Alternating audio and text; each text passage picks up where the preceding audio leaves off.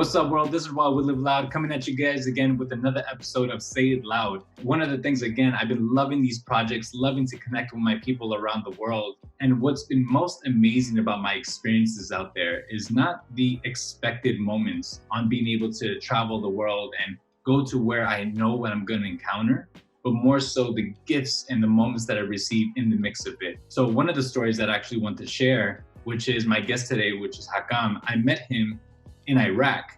And I met him suddenly, just like I met the B-boys that were in a previous episode. I was in Iraq to work on a project. And while I was out there, I heard about this organization that was about music, artistry, dance. And so I went and I had the privilege and pleasure of meeting Hakam. Hakam, thank you so much for joining us today, man. Thank you, man. Welcome, everybody. Cool.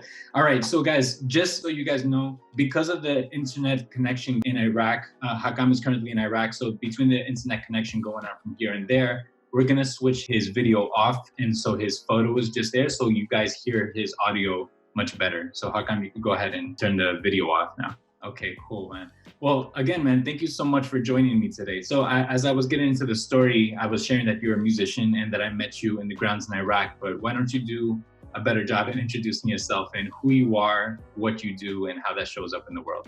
All right, thank you, man, for having me today.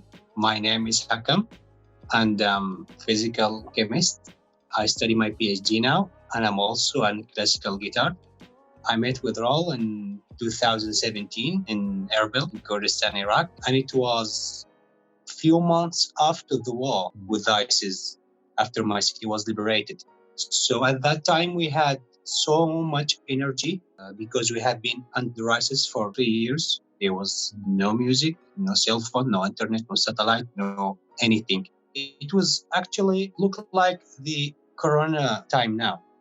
Everybody was at home. It was very dangerous to go out with addition to bullets, to mortar shell, and you don't have a cell phone and you don't have an internet and you don't have a satellite. You don't have any kind of connection to the other world. Going back to the meeting when we met in 2017, we have the opportunity to go to the S Academy, which was a summer class for 2 weeks.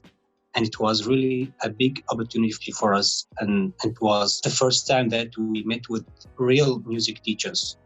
Because me and my friends, Khaled and Muhammad, we was self-taught musician. We read books, we watch YouTube videos, and we didn't have the chance to have a real teachers.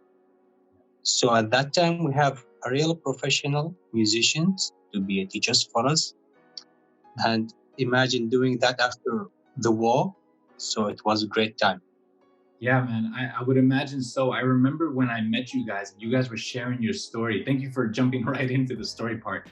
You guys were confronted and really detained or restricted by ISIS.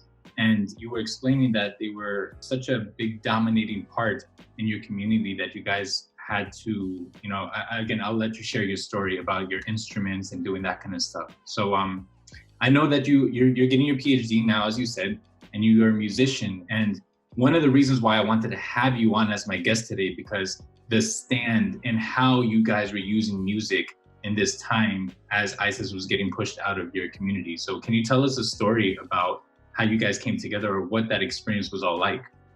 We met on Facebook first, and then I saw them in reality. We have that kind of energy, as I told you, and the music is peace. And we want to help the people to build their souls again. So we started to play live music in the street, which is something not familiar to do, especially at Mosul. So people first, they were like surprised and shocked to see live music in the streets. So they started to come to us and say, can you please play for us? So we started to do that kind of activities for people.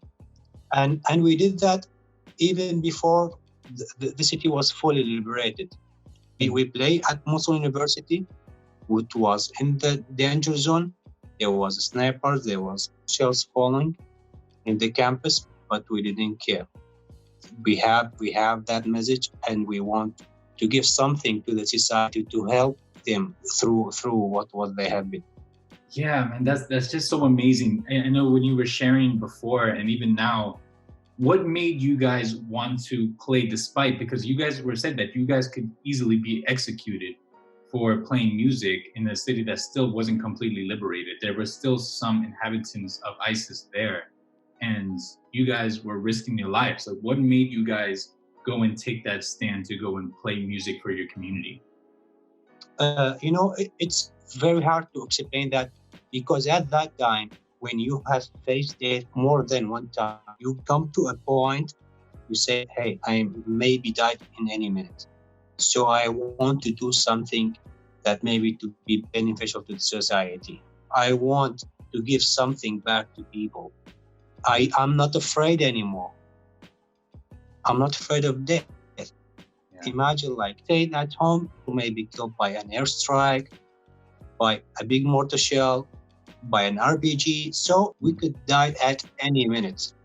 So after my side of the city was liberated, me and my friends go to the street with that energy. We want to do something. We want to change that ugliness, that darkness we have lived in for 3 years. So actually, we didn't care about ourselves. We care much about the people and the society, and we want to help them with the music. Because me and my friends in 2018 in April, we have an invitation from Belgium, and we go to Brussels, and we go to certain cities in Belgium, and we play the music for the people, and we played on one of the biggest music halls in Brussels. It's called Flagey. We play music, and it was full with people, and we collect some donations, and we go back with the money to Mosul, and we rebuild the Mosul Fine Arts Institute.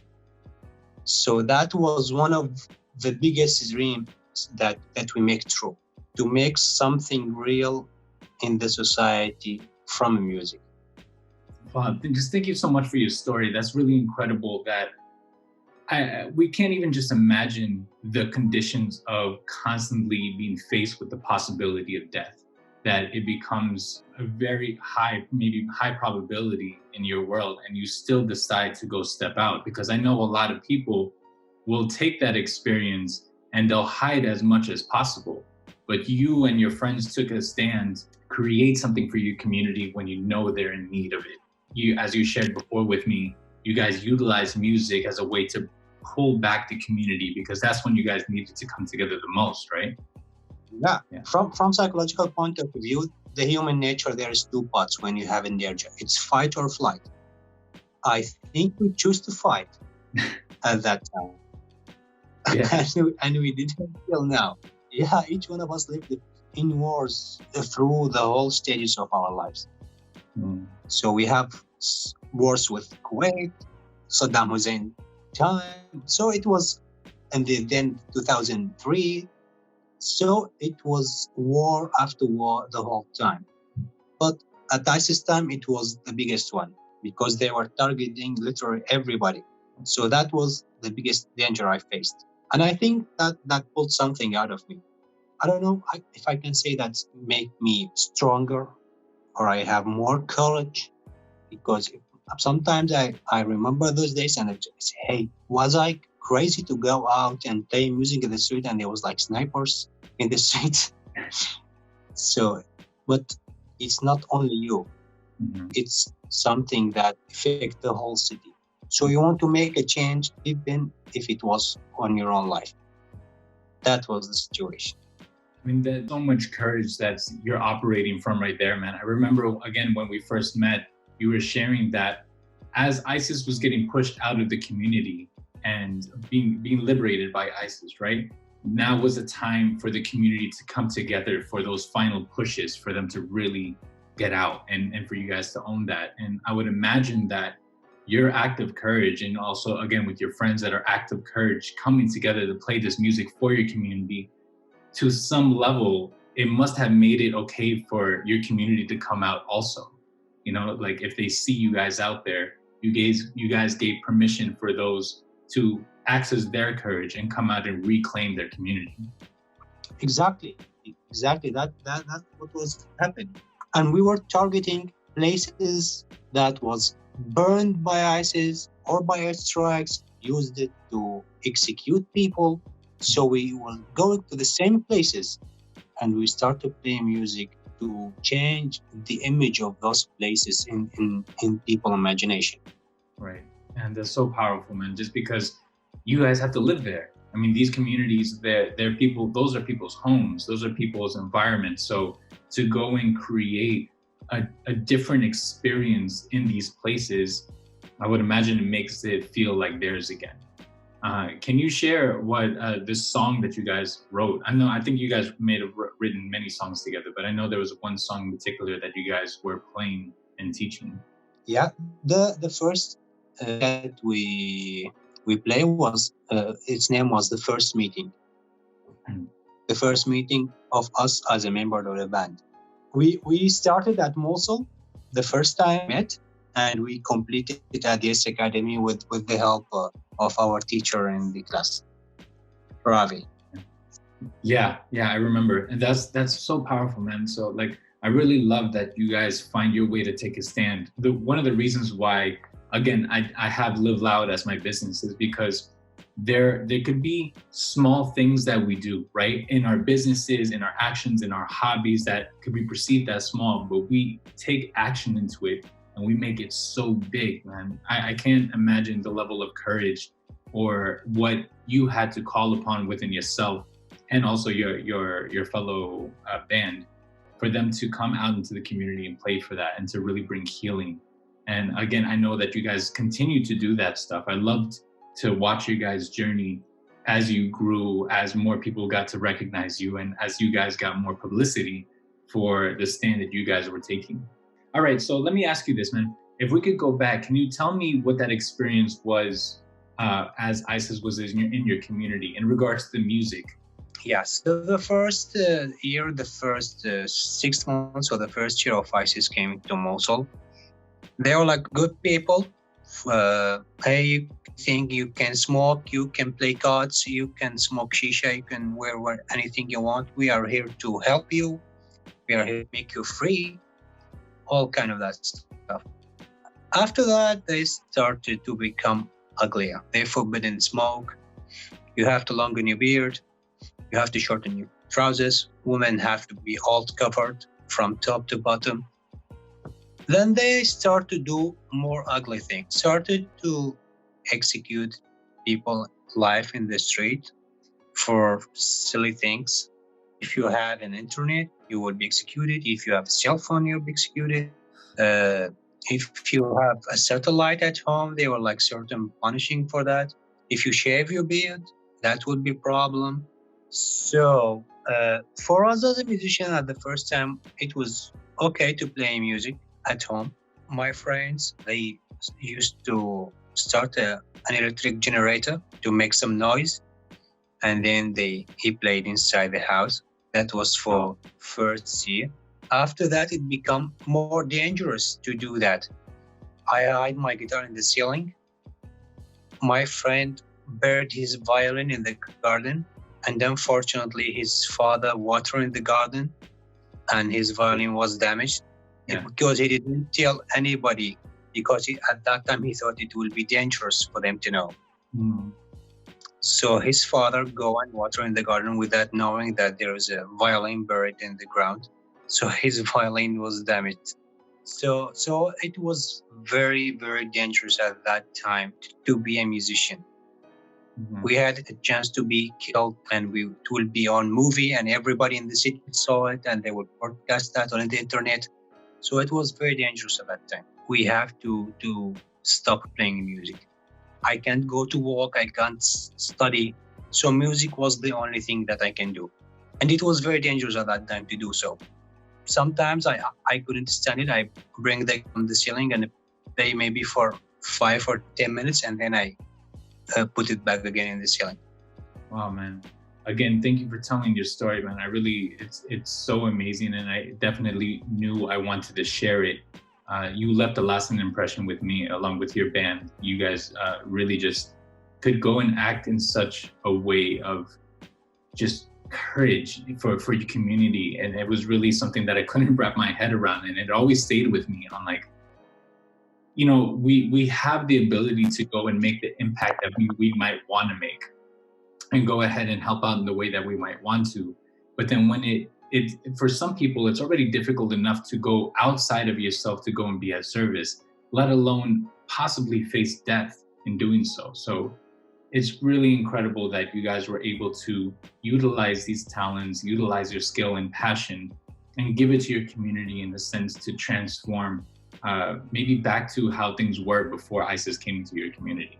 So thank you so much for sharing that, man. I leave with this message with what can people be doing right now, but I also want you to share your personal message on what the message that you want to send to people out right now. So what would that be?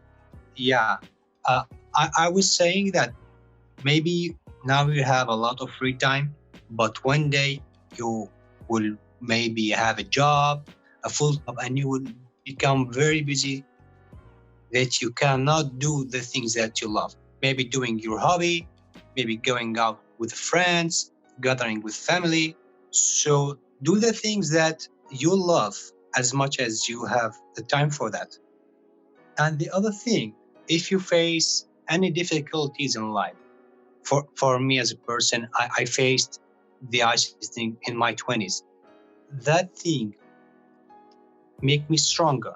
We have an old saying here in Iraq. We say that the difficulties that you face and it didn't break you, it will make you stronger. For now is living in lockdown, you maybe rethink that, hey, when this lockdown things is over, when Corona goes out, after every hard situation is over, make use of that difficulties and convert it to something positive. Definitely, man. I think that's so important too. Like, think about how you're utilizing your time. How can we apply it to the best of our ability to suit the life that we want to be living? And even in the face of hardship, it could be hardship right now because of people are actually struggling and having a hard time because their family might be sick or they might be sick. Aside from the hardship that comes, what can we be doing to exercise living the life that we want to live? And sometimes that hardship comes out from outside of us. And I think Hakam is such an amazing example on how we could experience something that could be so limiting and so burdenful, and at the same time still take a stand for what we believe is right. So thank you, Hakam, so much for that. Where can people find your work, follow your page, or do any of that stuff, man? Yeah, we have an Instagram page and we have a Facebook page. It's the band name. It's Awtar Nergal, which means an Assyrian king who ruled Mosul back in the days which ISIS destroyed his heritage and palaces in Mosul. Make that name as a challenge for ISIS, that if you destroyed the heritage, if you destroyed the history and the palaces of that king, we will keep playing the strings and the music of strings, and you cannot destroy that. That's beautiful. I love that so much. Hakam, thank you so much for that, for everything you do, man. And I'm really excited to stay tuned to see all the things that you will continue to do for your community and in your career through your profession. And again, thank you so much, man. Thank you, bro, for having me. And I wish you all the success in your career. And I hope that people maybe find some inspiration in my story and maybe it will change their lives to the better. Thank you very much. Absolutely, man. I'm positive it will. All right, guys. So for everyone listening in, stay tuned to more episodes of Say It Loud, where we just get to hear from these incredible people living incredible stories and how they take hardship to triumph, to struggle, to whatever it is, and make something really magical out of it. So stay tuned to more episodes coming soon, and we will be following up with so much love. Take care, guys.